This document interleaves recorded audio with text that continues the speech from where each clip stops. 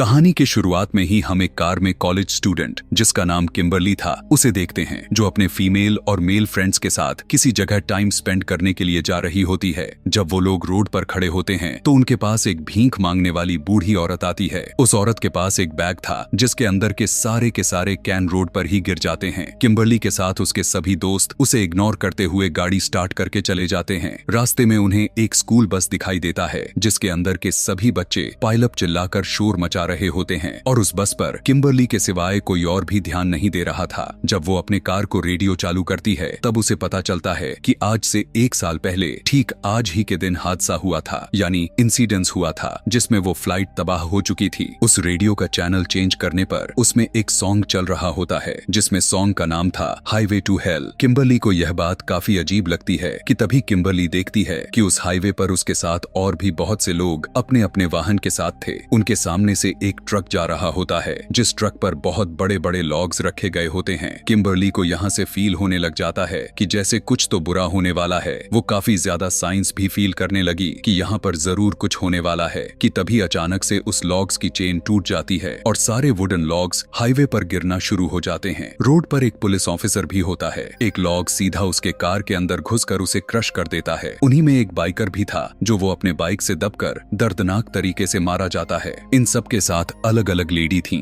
एक माँ और बेटा। उन सब की कार भी काफी बुरी तरह से ब्लास्ट हो जाती हैं। किम्बरली भी क्रैश हो जाती है, लेकिन वह सभी के सभी अभी भी जिंदा थे। एक लड़का उसके स्पोर्ट्स कार ट्रक में जाकर लगता है और उसकी कार भी क्रैश हो जाती है। वो मरी नहीं थी और वो जिंदा जलने लगता है कि तभी सामने से एक ट्रक आता है और उन सभी को कुचल कर मार देता है। इसी के साथ सीन चेंज हुआ और हमें दिखाया जाता है कि ये सब तो बस किम्बरली की इमेजिनेशन थी। वो अभी भी हाईवे पर ही थी, लेकिन वह बहुत ही ज्यादा डर चुकी थी। उसे कुछ भी समझ नहीं आ रहा था कि उसने अभी अभी क्या देखा है। वो सोचती है कि ये सब एक बुरा सपना हो सकता है, लेकिन तभी वही भीख मांगने वाले बूढ़ी औरत दोबारा से उसके पास आती है और ठीक उसी तरह से उसके बैग से सारे कैन नीचे गिर जाते हैं। अभी यह सब किम्बरली देख ही रही होती है कि तभी वहाँ से वही स्कूल बस गुजरती है। ये बस उसी स्टूडेंट्स की थी जो पिछले पार्ट में उस फ्लाइट से पेरिस के लिए जा रहे थे। जैसे ही किम्बरली रेडियो ऑन किया तो उस पर वही न्यूज चल रही थी और उसे पता चल चुका था कि next highway to hell song चलने वाला था और ठीक वैसा ही होता है। वो काफी ज्यादा डर जाती है और अपनी कार को वापस मोड़ लेती है। उसके वहाँ पर रुके रहने की वजह से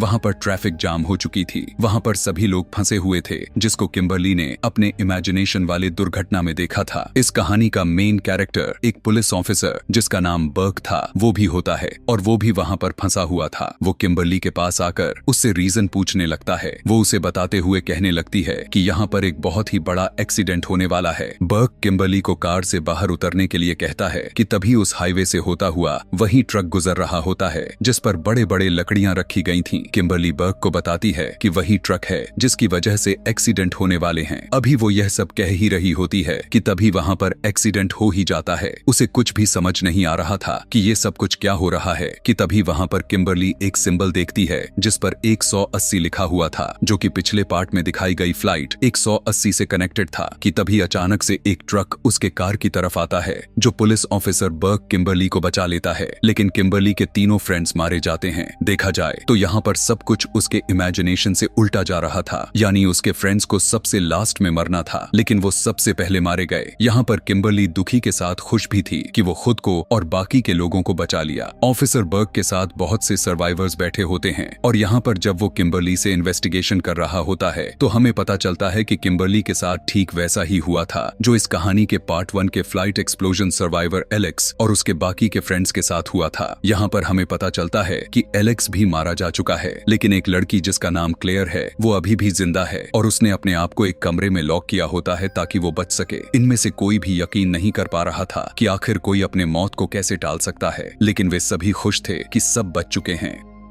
उनमें से एक लड़का जिसका 2.5 मिलियन की लॉटरी लगी हुई थी, वो बहुत सारे शॉपिंग करके अपने अपार्टमेंट में जाता है। वो देखता है कि पैन में कुछ बासी नूडल्स पड़े हुए थे। वो उन्हें अपनी खिड़की से बाहर फेंककर अपने लिए कुछ नया खाने के लिए बनाने लगता है। वो फ्रिज से चाइनीज फूड को जैसे ही निकालता है कि तभी उसके फ्रिज पर लगी हुई एक मैग्नेट उसके फूड में गिर जाता है। वो बिना देखे उसे माइक्रोवेव में रखकर पैन पर कुछ फ्राई करने लग जाता है। उसी समय वो अपने गोल्ड की वॉच को देखकर बहुत ही खुश होता है और साथ ही तभी अपने गोल्ड की रिंग को पहनकर देखने लगता है कि तभी माइक्रोवेव में स्पार्क हो जाता है कि तभी उसके हाथ से वो रिंग सीधा सिंक में गिर जाती है। उसे निकालने के लिए वो उस सिंक में हाथ डालकर निकालने की कोशिश करने लगा, लेकिन उस घड़ी यानी गोल्ड वॉच की वजह से उसका हाथ बाहर नहीं निकल रहा होता कि तभी अचानक से उस माइक्रोवेव में शॉर्ट सर्किट हो जाता है और पैन में भी आग लग चुकी थी। वो आग को बुझाने की कोशिश तो करता है, लेकिन वो आग बुझने की जगह पूरे घर में फैल जाती है। वो किसी तरह करके अपना हाथ सिंक से बाहर निकाल लेता है कि तभी वो देखता है कि उसकी रूम की सारी खिड़कियां बंद हो चुकी हैं। इसीलिए वो विंडो तोड़कर बाहर निकल आता है। जैसे ही वो सीढ़ी से नीचे उतर रहा होता है तो उसके रूम में जोर से ब्लास्ट होता है। इवन उसका सीढ़ी भी जाम हो चुकी थी, जिसके बाद वो किसी तरह करके उस सीढ़ी से सीधा नीचे उतर जाता है। अब वो वहां से जैसे ही जाने के लिए बढ़ता है, उसका पैर उसी के फेंके हुए नूडल्स के ऊपर आ जाता है और वो जमीन पर गिर जाता है और तभी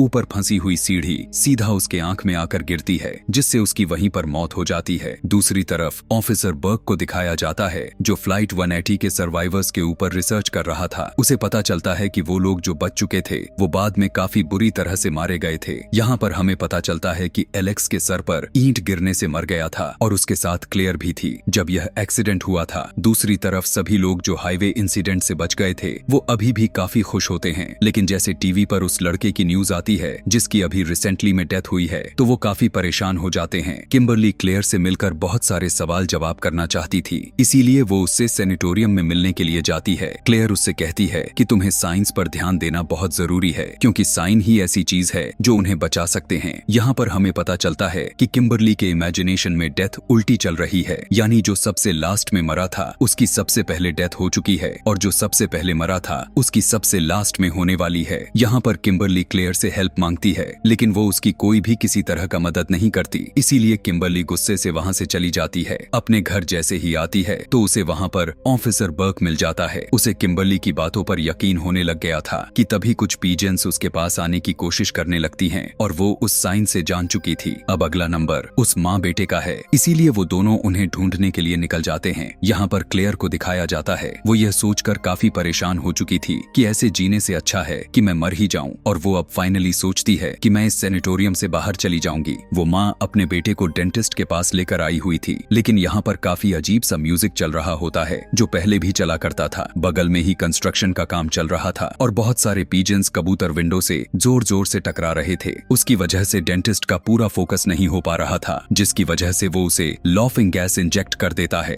वो अपना काम कर ही रहा होता है कि तभी एक पीजन विंडो को तोड़कर अंदर आ जाता है। डेंटिस्ट बाहर की तरफ देखने के लिए चला जाता है और अंदर बच्चे की ऑक्सीजन बंद हो चुकी थी। उसका मुंह खुला होता है कि तभी ऊपर लगे टॉय उसके मुंह में ही गिर जाता है, जिसकी वजह से उसकी ऑक्सीजन अब पूरी तरह से बंद हो जाती है। मेन मौके पर डेंटिस्ट की असिस्टेंट वहां पर पहुंचकर उस बच्चे को बचा लेती है, जिसके बाद वो वहां से निकल ही रहे होते हैं कि तभी वो दोनों देखते हैं कि सामने से ऑफिसर बर्क और उसके साथ में किम्बरली पीजेंस चिल्लाते हुए आ रहे हैं। यह सुनते ही वो लड़का कबूतर के पास जाता ही है कि तभी एक बहुत ही बड़ा भारी ग्लास उसके ऊपर गिर जाता है, जिससे उसकी डेथ हो जाती है और उसकी माँ बहुत ही ज्यादा अपने बेटे के लिए रोने लगती है।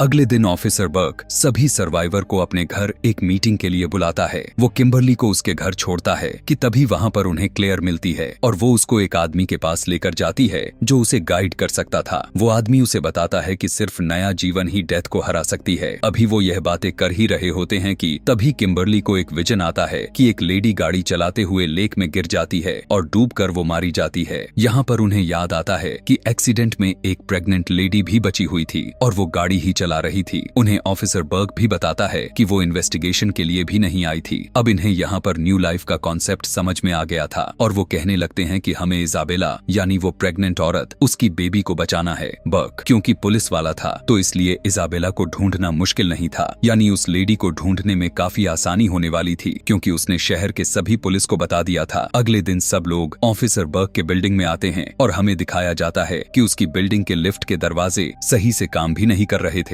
उस लिफ्ट में वही अजीब वाला सॉन्ग बजना शुरू हो जाता है क्योंकि वो एक डेथ सॉन्ग का साइन था। वो सभी अब इकट्ठे हो जाते हैं जहाँ पर क्लेयर बताती है कि वो माँ जो बच गई थी वो नेक्स्ट टर्न है। अगर उन्हें बचाना है तो उन्हें साइंस का बहुत ही ज्यादा ख्याल रखना पड़ेगा। यह सुनकर वहाँ से एक सर्वाइवर और एक लेडी उठकर चली जाती है क्योंकि उसका बेटा अब मर चुका था तो उसे अपनी जिंदगी की कोई परवाह नहीं थी। उनके जाने के बाद एक सर्वाइवर जो कि उसे ड्रग्स की बहुत ज्यादा लत लग चुकी थी यानी नशेड़ी था, उसे एक सिंबल नजर आता है। उसके उसके शैडो में एक आदमी नजर आता है जिसके हाथ में हुक्स थे और वो आदमी उन दोनों के साथ लिफ्ट में होता है। क्लेयर जल्दी जल्दी से उस लेडी को कॉल करती है लेकिन उसके हाथ से फोन नीचे गिर जाता है। जैसे ही वो अपने फोन को उठाने के लिए नीचे झुकती है तो एक हुक उसके शर्ट में अटक जाता है। यहाँ पर जैसे पता चलता है कि एक हुक वाला आदमी उन्हें मारने वाला है तो वो काफी ज्यादा डर जाती है। लिफ्ट से बाहर भागने की कोशिश तो करती है लेकिन इस लिफ्ट का दरवाजा खराब हो चुका था। उस लेडी का सर उस लिफ्ट के दरवाजे में फंस जाता है। क्लेयर के आ जाने पर भी कुछ नहीं कर पा रही थी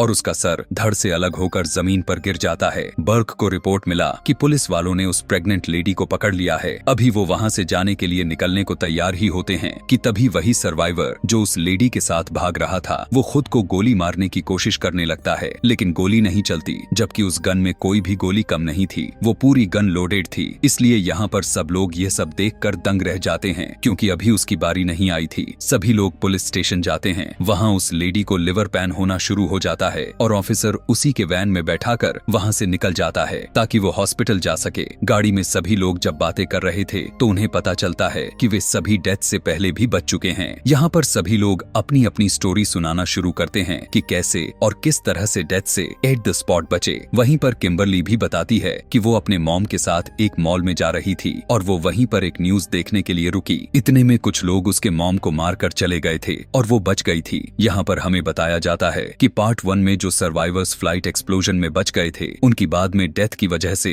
इन सब की डेथ भी टल गई थी और डेथ को अपना पैटर्न दोबारा दूसरा फॉलो करते हुए इन्हें मारना था। और यही वजह होती है कि यहाँ पर डेथ की पैटर्न उल्टा चल रही है, यानी कि वो सर्वाइवर्स अगर उस फ्लाइट से ना उतरे होते तो आज ये लोग भी जिंदा ना होते। मतलब कि डेथ के पैटर्न में छेड़छाड़ हो चुकी है। अब ये सब लोग उस लेडी के पास जा रहे थे कि इनकी गाड़ी का टायर पंक्चर हो जाता है और कार सीधा एक फॉर्म में जाकर क्रैश हो जाती है। उस प्रेग्नेंट लेडी के पास अब ज्यादा समय भी नहीं बचा हुआ था। ऑफिसर बर्क एक्सीडेंट रिपोर्ट करके वहाँ से चला जाता है। दूसरी तरफ उन सारे सर्वाइवर्स को भी कुछ नहीं हुआ था लेकिन एक लड़की जो बिजनेसमैन थी वो उसी कार में फंस गई थी। जब रेस्क्यू वाले आते हैं तो वो उस कार से उसे निकालने की कोशिश करने लगते हैं लेकिन उस गाड़ी का एयर बैग एक्टिवेट हो जाता है और वो लड़की वहीं पर मारी जाती है। उसकी गाड़ी की सारी फ्यूल निकलकर चारों तरफ फैल चुका था और उसी समय उसकी हाथ से सिगरेट गिर जाती है और उसमें आग लग जाती है जिसकी वजह से वो कार भी जोर से ब्लास्ट होता है और ब्लास्ट होने की वजह से जो सर्वाइवर्स जो कि ड्रग एडिक्टेड था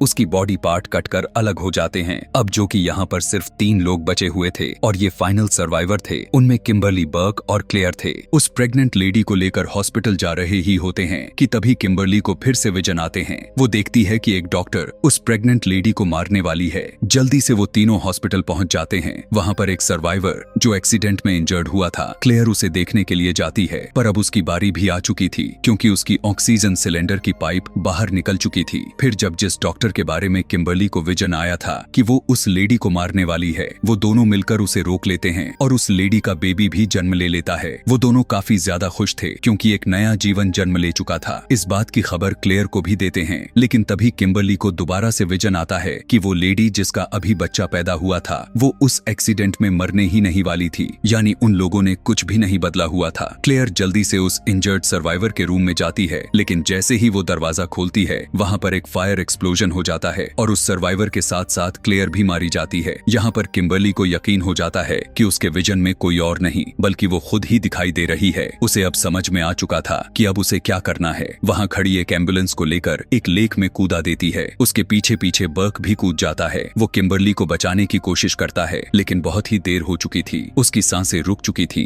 और उसके आंखों के सामने अंधेरा छाने लग गया था। कुछ समय के बाद जैसे ही उसे होश आया तभी उसे अपने सामने वही डॉक्टर दिखाई देती है जो उसे अपने विजन में आई थी कि वो उस प्रेग्नेंट लेडी को मार देगी। लेकिन इस बार उसने किम्बरली को एक नया जीवन यानी न्यू लाइफ दी थी और इसी न्यू लाइफ ने डेथ को रोक दिया था। अब बर्क और किम्बरली आराम से अपनी जीवन गुजार सकते थे। यहाँ से हमें कुछ दिन बाद का सीन दिखाया जाता है जब वो दोनों कुछ लोगों के साथ लंच कर रहे थे तो उन्हें पता चलता है कि उनके दोस्त ने किसी की जान बचाई थी। ये सुनकर वे काफी ज्यादा परेशान हो जाते हैं क्योंकि उन्हें डेथ का रोल काफी अच्छे से पता था कि तभी अचानक से उनका बारबेक्यू सेटअप ब्लास्ट होता है और वहाँ पर खड़े हुए फैमिली मेंबर को डेथ ले जाती है और यहीं पर यह कहानी समाप्त हो जाती है। दोस्तों, इस कहानी यानी फाइनल डेस्टिनेशन का तीसरा पार्ट देखना चाहते हैं तो कमेंट में पार्ट 3 लिखना ना भूलें। Thanks for watching.